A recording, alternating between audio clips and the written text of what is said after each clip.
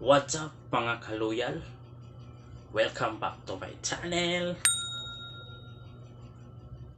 Paano ba kumuha ng requirements para makauwi sa probinsya? At paano kukunin ang mga requirements? Kaya ito ang ituturo ko sa inyo ngayon.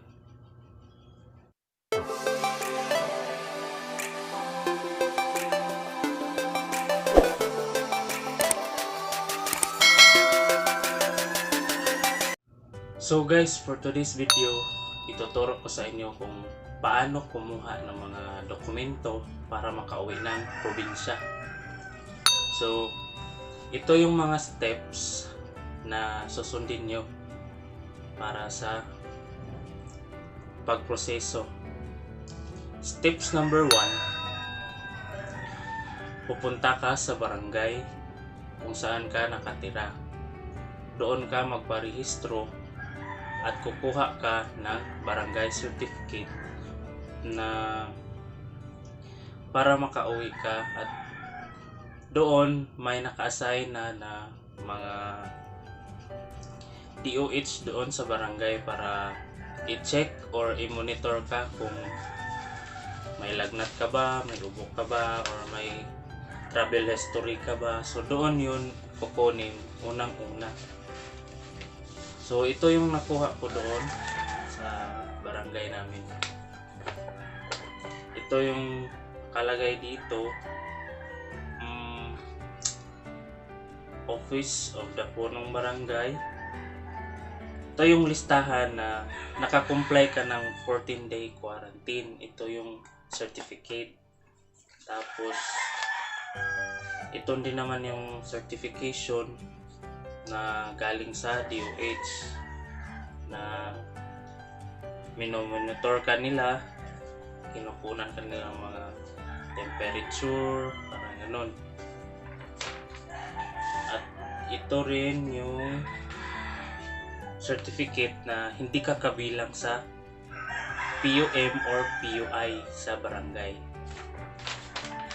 At ito yung registration form ng LSI. So doon mo makukuha, marami kang makukuha doon sa barangay kasi doon yung unang-unang process. May maglilista naman doon, may maglagay na ng pangalan na taga saan ka, magtatanong sa'yo saan yung lugar mo, saan yung probinsya, parang ganun yung itatanong nila. Second step, ito yung i-endorse ka ng barangay na papuntahin ka sa City Hall. Doon sa City Health Office, nandun lang yung City Hall, tsaka katapat nun is yung City Health Office. Kasi doon, yung mga requirements na galing sa barangay, ibibigay nila, ipa-endorse nila sa'yo doon sa, or i-endorse nila doon sa City Health Office. So, yung mga nabanggit ko kanina mga certification sa galing sa barangay, yun yung ibigay natin sa City Health Office. So, nung pumunta ako doon, haba ng pila, besh. Tapos, grabe, ang daming tao. Tapos, kailangan be careful talaga kasi hindi mo alam yung mga tao nakakasalamuha mo doon. Tapos always wear mask, face mask talaga. Kasi lalo na pag maraming tao sa mga public places, parang yung nasa front desk, konti lang. Tapos kailangan talaga physical distancing. Tapos nung na-interview na ako, binigay ko na yung mga certification galing sa barangay. Yun yung ihingiin nila na para makita nila na minomonitor ka ng barangay, hindi ka parte ng PUM or PUI. So, ngayon, nung binigay ko na, chinecheck lang nila yung papers, so kompleto naman. Tapos yun lang, sinabihan lang nila ako na ipapa-Xerox. Tapos yun, na-Xerox ko na rin, tapos binigay ko.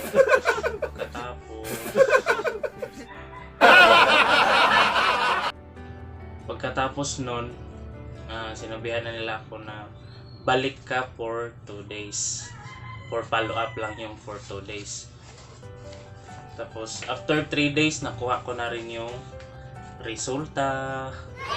Yung monitor ka guys, yung nasa barangay ka, yun na yung ibibigay sa City Health Office. Tapos yung makukuha mo na result, yung medical certificate, ito, medical certificate.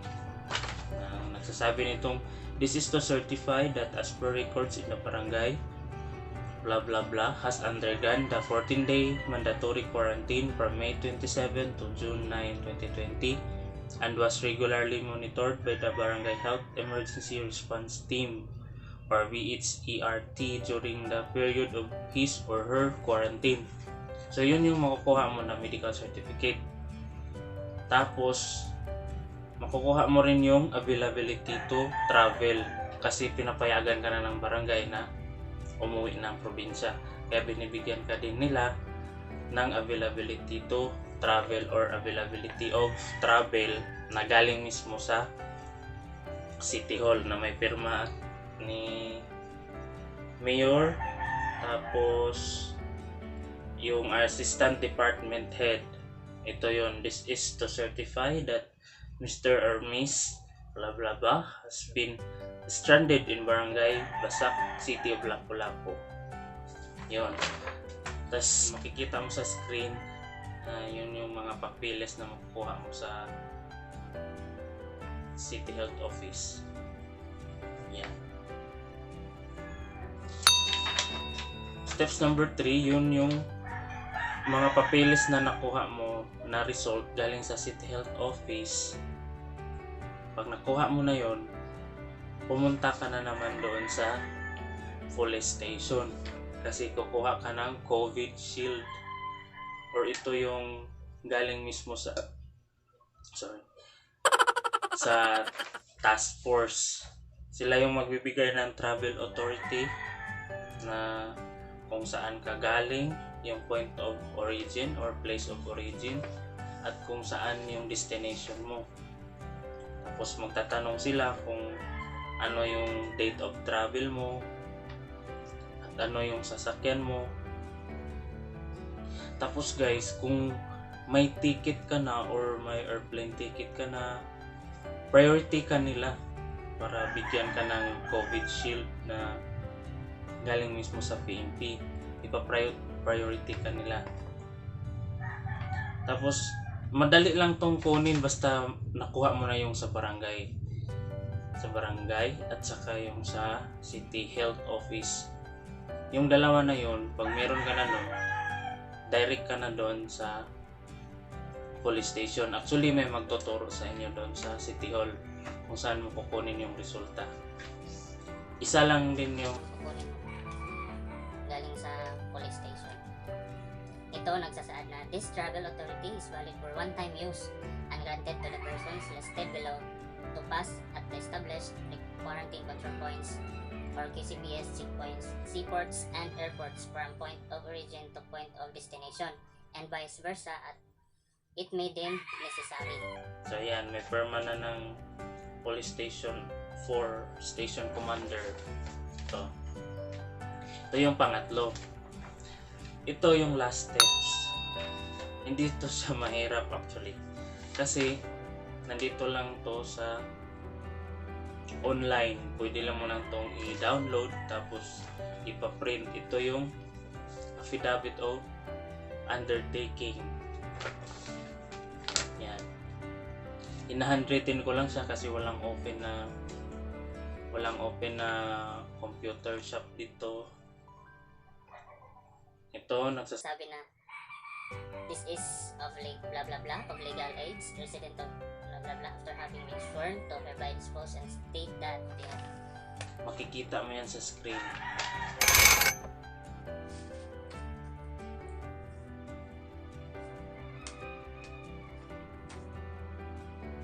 At pagkatapos mong masulat or ma-print yung affidavit of undertaking, isi-send mo ito sa focal person na naka-assign sa LGU na uuwian mo. Kasi sila yung magsiset ng schedule ng flights mo pauwi sa probinsya mo. Lahat ng mga requirements na nakuha mo from barangay to city health office to PNP, and last yung COVID yung affidavit of undertaking, yun yung isi-send mo sa focal person. So kukontak ka, mahingi ka ng contact mo sa LGU kung sino yung focal person, at isi-send mo sa through Gmail or email. Pero minsan pag pwede rin sa Messenger kung gusto ng focal person. And that's it guys for today's video. I hope you have learned something, lalo na sa mga uuwi ng probinsya, nagbabalak ng umuwi sa probinsya kasi wala ng trabaho kagaya ko. I'm almost 5 months na nandito, na-stranded, walang trabaho kasi wala pang tumatawag na may schedule ako sa trabaho na galing sa kumpanya ko. So kaya nagdesisyon ako na uwi na lang kasi sa bukid daghan ditong makaon, bisag mga gulay, daghan dito mga tilaob. Tas dito kung kabalo lang gid ka mo diskarte sa bukid, kung marunong kang dumiskarte, mabubuhay ka talaga doon. Salat man sa pera, pero at least kasama mo yung mga pamilya mo, di ba? Na nagsusuporta sa'yo, nagagabay. Kasi ang trabaho mahanap mo naman yun eh. Pero ang buhay mo nakataya. Ang buhay isa lang. Kaya dapat mo talaga ingatan yung sarili mo. Kasi dito sa Cebu,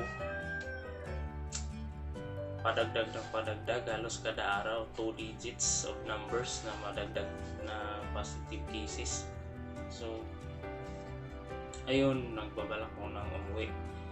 So kumuha ako dali-dali ng mga papers, tapos ayun, thanks God kasi natapos na rin.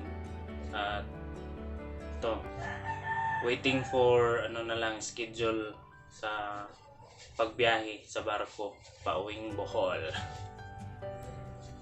And thank you so much guys. Thank you so much for watching for today's video. I hope nga may natutunan kayo at i-share nito sa iba.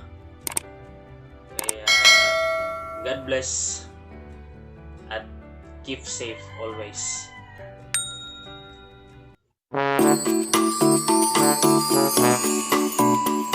Thank you.